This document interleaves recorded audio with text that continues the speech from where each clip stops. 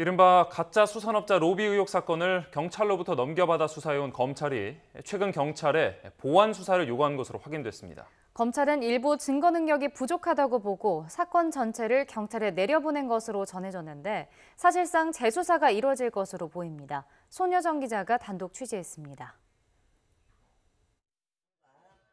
현직 법조인과 언론인 등을 상대로 외제 차량과 명품 등 금품을 제공한 혐의로 수사를 받아온 가짜 수산업자 김모 씨.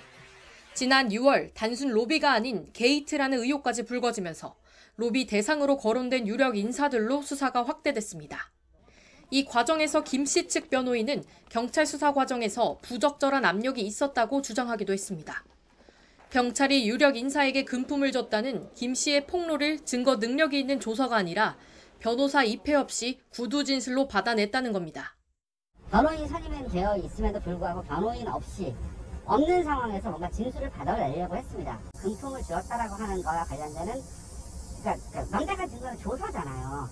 조서가 작성 능력 없답니다. 없습니다. 또 경찰 수사팀의 A 경위가 김 씨의 부하 직원에게 김 씨 변호를 맡은 변호사와의 대화를 모두 몰래 녹음하라고 강요한 사실도 드러났습니다.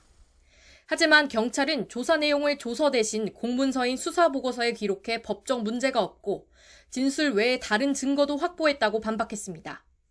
결국 경찰은 수사 착수 6개월 만인 지난달 김 씨를 포함해 박영수 전 특별검사와 현직 부부장 검사, 언론인 등 7명을 청탁금지법 위반 혐의로 검찰에 넘겼습니다.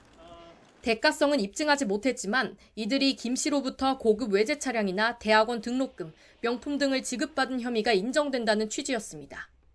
그런데 검찰은 송치 한 달 만인 지난 5일 보완 수사를 요구하며 사건을 다시 경찰로 보낸 것으로 확인됐습니다.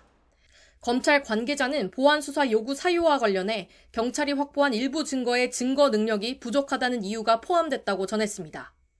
이와 별개로 김 씨는 가짜 수산업자 행세를 하며 선동 오징어 사업을 미끼로 100억 원 넘게 가로챈 혐의로 재판에 넘겨져 1심 선고도 앞두고 있습니다.